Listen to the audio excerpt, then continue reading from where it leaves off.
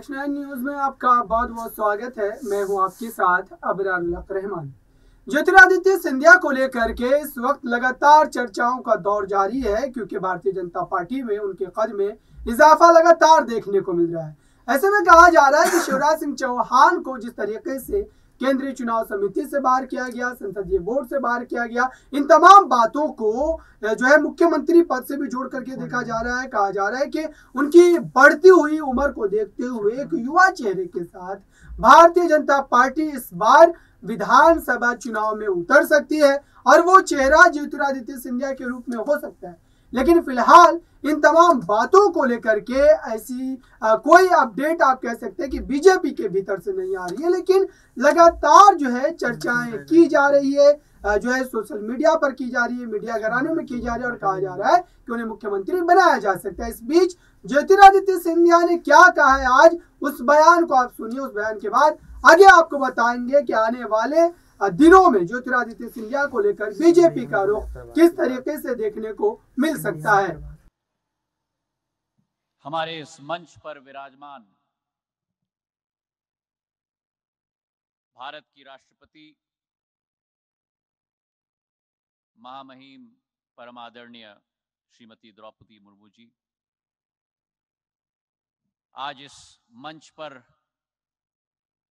हमारे साथ विराजमान गायना के राष्ट्रपति आदरणीय डॉक्टर मोहम्मद इरफान अली साहब, सूरीनाम के हमारे राष्ट्रपति महोदय आदरणीय चंद्रिका प्रसाद संतोखी जी, हमारे मध्य प्रदेश के राज्यपाल आदरणीय मंगू भाई पटेल साहब, मध्य प्रदेश के यशस्वी मुख्यमंत्री आदरणीय शिवराज सिंह चौहान जी, देश के यशस्वी विदेश मंत्री आदरणीय जयशंकर साहब जी, विदेश राज्य मंत्री आदरणीय मुरलीधरन साहब और हमारे सामने बैठे हुए भारत के अंतर्राष्ट्रीय जगत में चमकते हुए हमारे सभी नवरत्न, हमारे प्रवासी भारतीयों को मैं झुककर प्रणाम करता हूं। आज इस मंच पर हम भारत के राष्ट्रपति महोदया, गायना के राष्ट्रपति महोदया, सूरीनाम के राष्ट्रपति महोदय और आप सबका मध्य प्रदेश के मां अहिल्याबाई की नगरी में जो इतिहास, परंपरा, संस्कृति, अध्यात्म और आधुनिकता सभी का एक संगम है, इस इंदौर में आपका तहे दिल से हम स्वागत करते हैं। और हमें विश्वास है कि पिछले 2 दिनों में इस अतुल्य संगम का एहसास आपको जरूर हुआ होगा। एक लोकतंत्र में असली ताकत लोक माने जनता होती है, और वैसे ही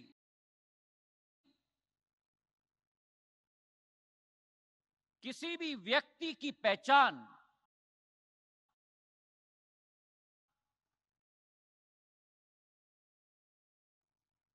उसकी माटी और उसके देश से सदैव होती है। भारत के संदर्भ में एक पुरानी कहावत है, there is an age old adage that you can take an Indian out of India, but you can never take India out of any Indian. और भारत का कोई भी सपूत, कोई भी पुत्र पुत्री विश्व के किसी भी कोने में रहे हो, वो भारत का सपूत, पुत्र पुत्री कभी भी भारतीयता से जुदा नहीं हो सकता। और इसी सोच और विचार को भांपकर भारत के इतिहास में पहली बार भारत के पूर्व प्रधानमंत्री अटल बिहारी वाजपेयी जी ने 2002 में प्रवासी भारतीय दिवस की शुरुआत की और उस समय से जब प्रवासी भारतीयों का एक अहम भूमिका रही। 1998 में जब भारत ने पहली बार पोखरण में परमाणु ब्लास्ट किए थे और उस समय में जो अनेक देशों ने भारत के विरुद्ध सैंक्शन किए थे, अगर विश्व स्तर पर वो रुख बदलने का कार्य किसी ने किया था भारत के प्रति, तो हमारे प्रवासी भारतीयों ने जग जग में देश देश में किया था।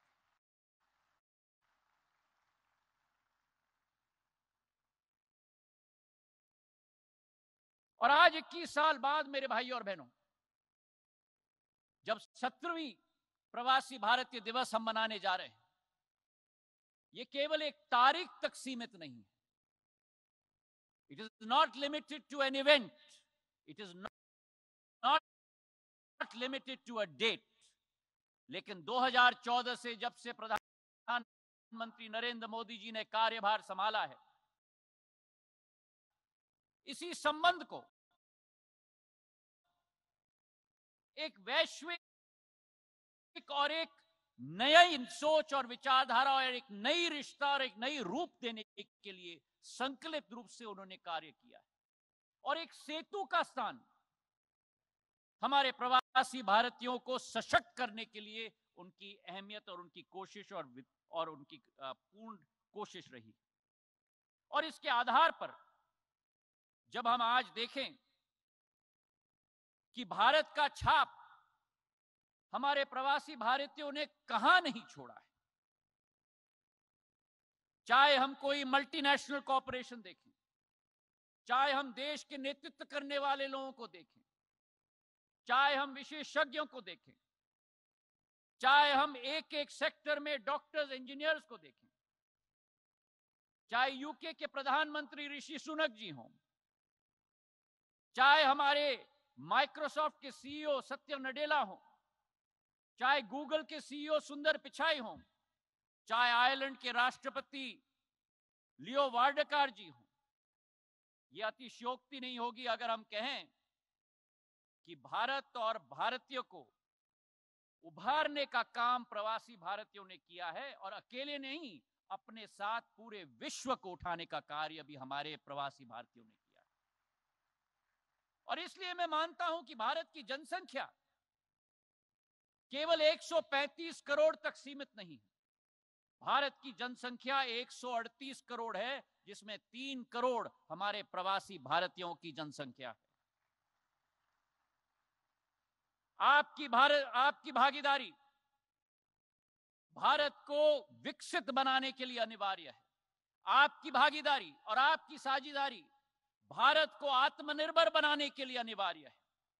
और इसी दृश्य के पीछे एक शिल्पकार अगर रहा है इस देश में, तो प्रधानमंत्री नरेंद्र मोदी जी हैं, जिन्होंने अपनी सोच और विचारधारा के साथ। तो आपने देखा इस खास रिपोर्ट में जिस तरीके की स्थिति बन रही है, उसको देख करके यही कहा जा सकता है कि ज्योतिरादित्य सिंधिया के जो राजनीतिक भविष्य आने वाले समय में बीजेपी के भीतर वो काफी ज्यादा उज्जवल रहने वाले हैं। और इसी को लेकर के लगातार इस तरीके की बातें की जा रही है कि शिवराज सिंह चौहान के रिप्लेसमेंट में हो सकता है कि सिंधिया को मुख्यमंत्री पद के लिए बीजेपी आगे करती हुई नजर आ सकती है। इस खास रिपोर्ट में बस इतना ही। देखते रहिए ताजा तरीन खबरों के लिए नेक्स्ट 9 न्यूज को। धन्यवाद।